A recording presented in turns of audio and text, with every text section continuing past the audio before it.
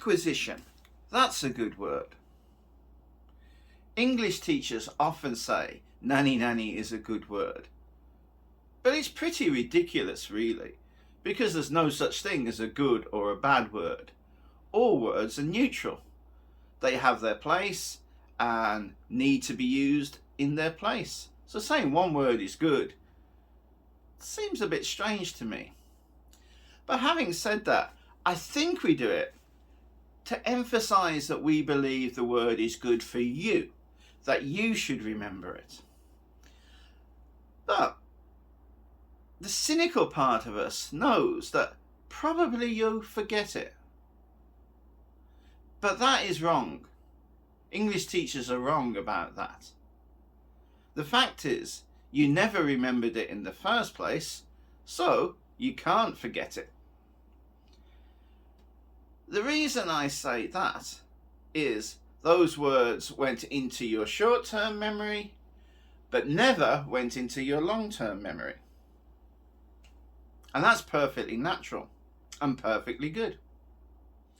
Our short-term memory only remembers things for a very short time.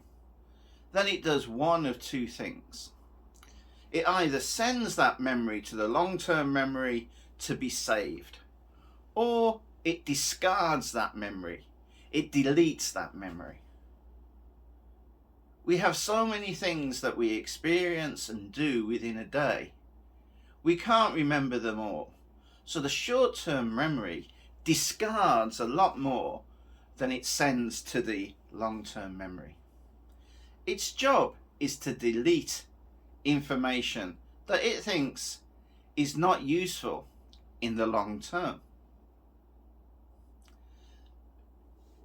So this is a very useful thing that it does. In that way, it's kind of a filter. But there are many kinds of filters that filter different things. So for example, water filters, or oil filters, or sieves. Unfortunately, for some of you who have learned a specific idiom, because I said sieve, that idiom has come up in your mind. If you don't know what that idiom is, that's great, that's no problem. But a surprisingly high number of students of English who are high intermediate or high level know and use this idiom. It's very surprising. And I'm going to talk about the idiom a little bit later. But first I want us to think about this filter, the short-term memory being a filter. So why does it filter this information, and how does it choose what to filter? What kind of filter is our short-term memory? What do you think? If you have a fixed mindset, you can never grow in any kind of skill. Because in your mind, you think you're at one level and you can't change that.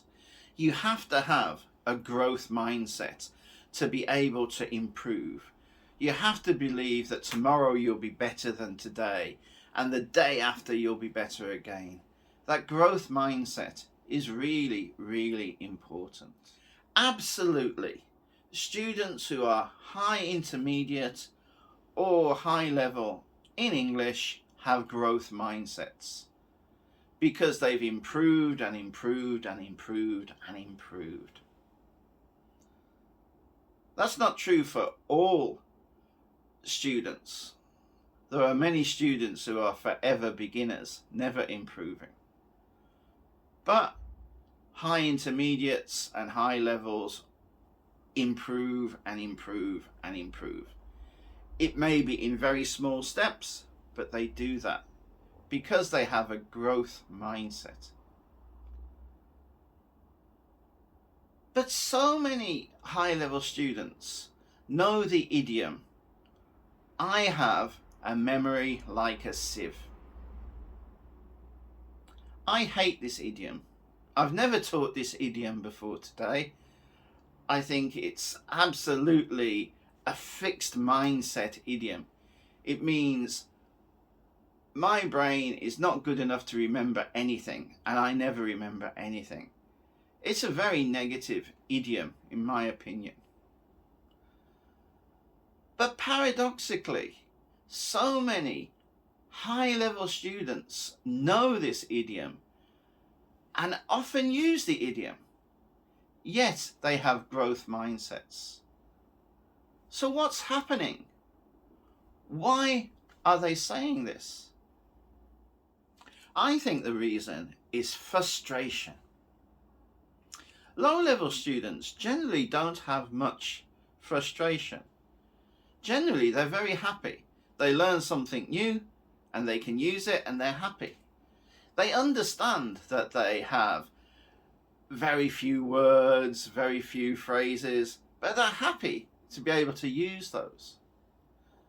But the higher someone becomes in the language that they're studying, the higher their frustration becomes. Because they're always hitting a wall where they cannot get beyond the vocabulary that they know today, or the vocabulary that they know passively for reading and listening won't come out actively for speaking. So there's a frustration. And the idiom, my memory is like a sieve, shows that frustration. And I think there we can see a clue for what kind of filter the short-term memory is.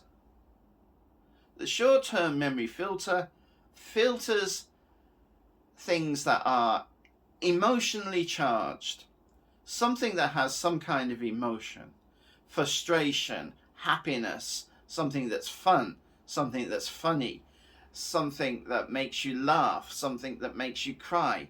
It remembers those emotional things. If something doesn't have an emotion for you, then it discards it. I don't know whether this is true or not, but this is how I feel about the short-term memory. That short-term memory filters out things that we have no emotional connection to. If I'm right, that means to remember more words or phrases or grammar or expressions in English, you have to have some kind of emotional connection to what you're learning. Do you agree with me? Am I right? And if I am right, how can you do it? That's going to be our discussion in our next lesson. もしこのビデオが気に入ったらいいねをお願いします。Thank you for watching. See you next time.